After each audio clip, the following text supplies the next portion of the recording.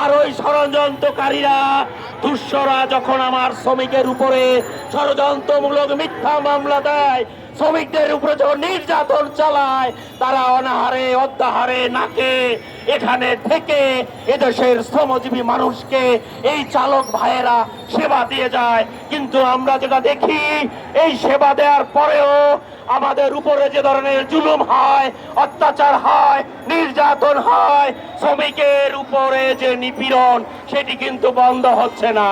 প্রিয় ভাইয়েরা, বাংলাদেশের গিগ ইকোনমির সাথে প্রায় 15 লক্ষের অধিক শ্রমিক যুক্ত। আমরা সরকারের কাছে বিনীত আবেদন করব, আমাদের ন্যায় বিচার দেন, আমাদের নিশ্চয়তা দেন, আমাদের রুটি রুজির যে ব্যবস্থা সেটি করার জন্য সরকার আপনারা খেয়াল রাখবেন।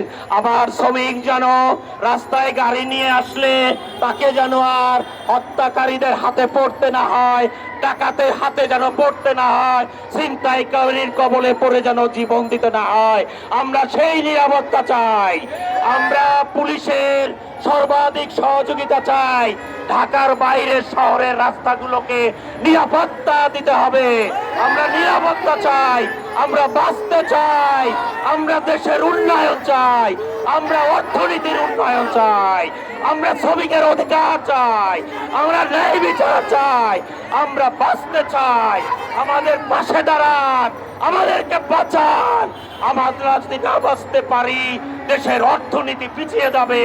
আমার ড্রাইভার যদি না বাঁচে, আমার চালক যদি না বাঁচে, আমার চালকের যদি জীবনের নিরাপত্তা না থাকে, সে যদি খেতে না পারে, তার সন্তান যদি পড়তে না পারে, তার পরিবার যদি বাঁচতে না পারে, তাহলে কিভাবে আমরা এই দেশটাকে বাঁচিয়ে রাখবো?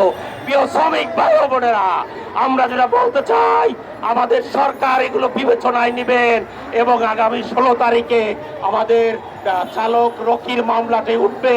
আমরা সরকারের কাছে অনুরোধ করব, এই মামলায় জামিন দিয়ে তার বিরুদ্ধে যে ষড়যন্ত্র মিথ্যা মামলা করা হয়েছে, তার বিরুদ্ধে যথাযথ আইনগত ব্যবস্থা নেবেন। সবাই ভালো থাকবে।